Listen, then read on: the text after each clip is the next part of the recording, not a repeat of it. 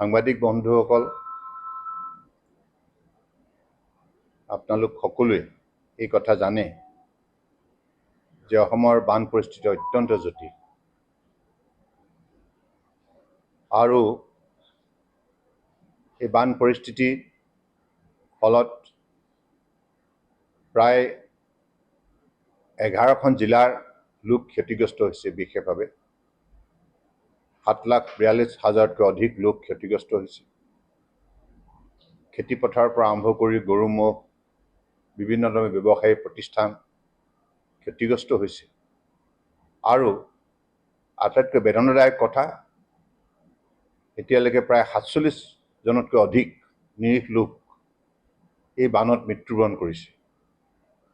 মৃত্যুবৰণ কৰা প্ৰতিগৰাকী ব্যক্তিৰ বিদেহী আত্মাৰ চিৰশান্তিৰ বাবে মই ঈশ্বৰৰ ওচৰত প্ৰাৰ্থনা জনাইছোঁ আৰু মৃতকৰ শোকসন্তপ্ত পৰিয়ালবৰ্গলৈ সমবেদনা জ্ঞাপন কৰিছোঁ।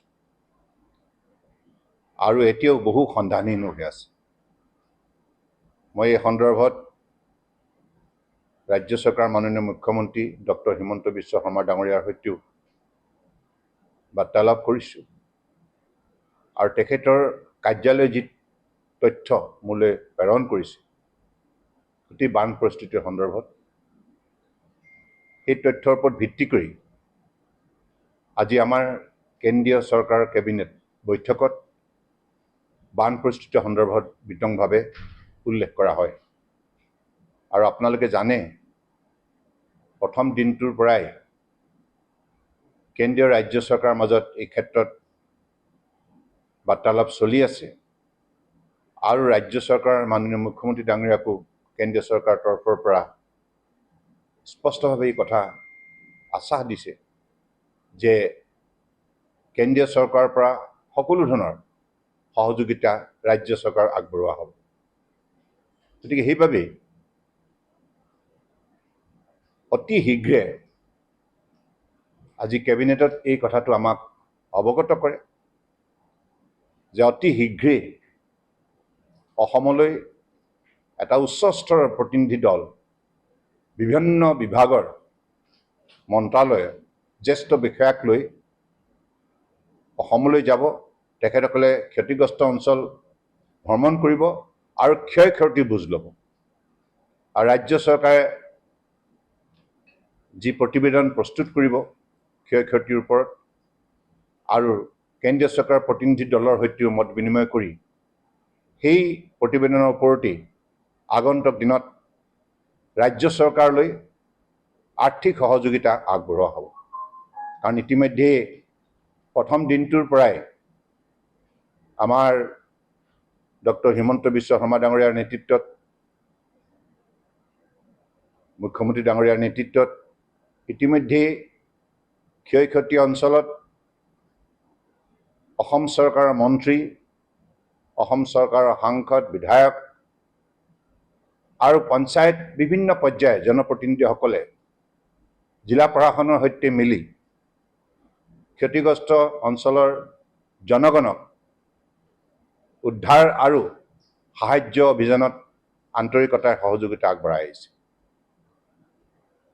গতিকে আমাৰ এই দুৰ্যোগপূৰ্ণ মুহূৰ্তত আমি সকলোৱে মিলিত প্ৰচেষ্টাৰে ক্ষতিগ্ৰস্ত অঞ্চলৰ ৰাইজক সহায় কৰিব লাগিব।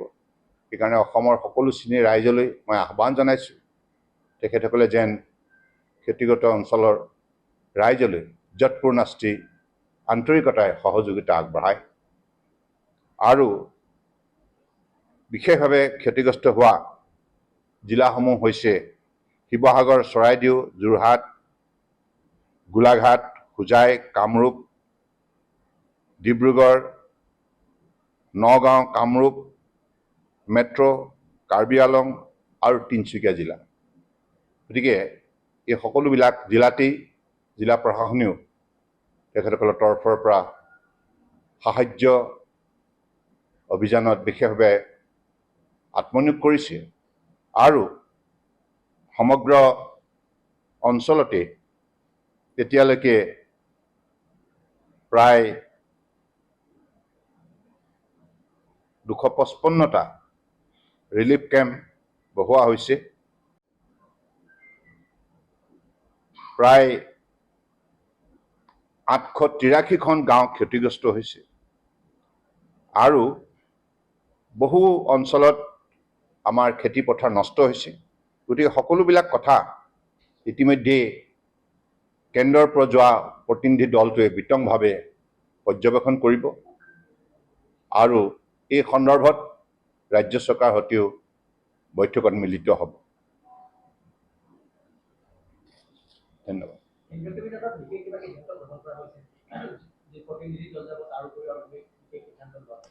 নাই, এই প্ৰতিনিধি দলটোৱে যিটো প্ৰতিবেদন দিব তাৰ ওপৰত ভিত্তি কৰি ৰাজ্য চৰকাৰক সহযোগিতা আগবঢ়াব। হয় হয়, 2 এদিনতে যাব তেখেত ইতিমধ্যে সিদ্ধান্ত। নহয়, বিভাগীয় আমাৰ বিভিন্ন বিভাগৰ যিবিলাক বিভাগে সাধাৰণতে ধৰক এতিয়া ৰিহাবিলিটেশ্যনৰ কাম আছে, আকৌ ৰাস্তা পদূলি নিৰ্মাণৰ কাম আছে, বিভিন্ন ছেক্টৰত ক্ষতিগ্ৰস্ত হৈছে, ইনফ্ৰাষ্ট্ৰাকচাৰ। গতিকে সকলোবিলাকৰ বাবে যিবিলাক বিভাগ বিশেষভাৱে দায়বদ্ধতা যিবিলাক বিভাগৰ আছে, দায়িত্বশীল বিভাগ, সেই বিভাগবিলাকৰ বিষয়াসকল গৈ গোটেই কথাখিনি পৰ্যবেক্ষণ কৰিব। জলবায়ু পৰিৱৰ্তনৰ বিষয়টো আমি যদি চাওঁ তেনেহ'লে যিটো প্ৰভাৱ পৰিছে কেইখন জিলাত আগতে পূৰ্বতে বানপানী নহয়, নাগালেণ্ডত যিখিনি কাম হৈ আছে বা ডেভেলপমেণ্ট হৈ আছে তাৰ প্ৰভাৱ এয়া বুলি ভাবে নেকি? নে ক্লাউড বাৰ্ষ্টৰ যেটা নেচাৰেল ক্লাইমেটিছ আপোনাৰ কিছুদিনৰ আগতে অৰুণাচলতো হৈছিল। ভাৰতবৰ্ষৰ বিভিন্ন ৰাজ্যত আপোনালোকে দেখিছে ক্লাউড বাৰ্ষ্টৰ পাছত কেনেধৰণে বানপানীৰ সৃষ্টি হয় আৰু বানপানীয়ে কেনেধৰণৰ ক্ষতিগ্ৰস্ত মতলব বিশেষ ক্ষতি সাধন কৰে। এই গোটেই কথাবিলাক আপোনালোকে জানেই।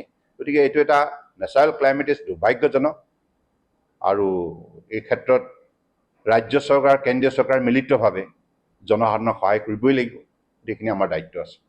নাজিৰা সমষ্টিত দেখা গৈছে 30% গাঁৱত মুখ্যমন্ত্ৰী নিজেও স্বীকাৰ কৰিছে এই মুহূৰ্তলৈকে 30% গাঁৱলৈ চৰকাৰী প্ৰতিনিধি যাবলৈ সক্ষম হোৱা নাই। কিছুমান ঠাইত এতিয়াও সম্পূৰ্ণৰূপে ৰাস্তা পদূলি বিচ্ছিন্ন হৈ আছে। গতিকে কিছুমান ঠাইলৈ মানে যোগাযোগ কৰাটো সম্ভৱ হোৱা নাই। গতিকে তাৰ বাবেও ইতিমধ্যে NDRF SDRFৰ তৰফৰ পৰা বিভিন্ন ধৰণৰ নাও, বুট ইত্যাদি ইত্যাদি যোগান ধৰা হৈছে আৰু তেখেতসকলৰ যোগেদি উদ্ধাৰ অভিযানত আৰু সাহায্য অভিযানত বিশেষভাৱে পদক্ষেপ গ্ৰহণ কৰা হৈছে। হয় হয়, মিচিং হৈ আছে। গতিকে এই কথাটোতো মাননীয় মুখ্যমন্ত্ৰী ডাঙৰীয়াও কৈছে, মিচিং হৈ আছে আৰু সেইখিনি নিশ্চিতভাৱে আমি আশা ৰাখিছোঁ যে মানে তেখেতসকল মিচিং হৈ থাকিলেও যাতে নিৰাপদে থাকে। ৰাষ্ট্ৰীয় সমস্যাৰ ক্ষেত্ৰত কিবা আলোচনা বা প্ৰধানমন্ত্ৰী আপুনি কৰিছে নেকি? বিশেষকৈ বহুতে কৈ থাকে যে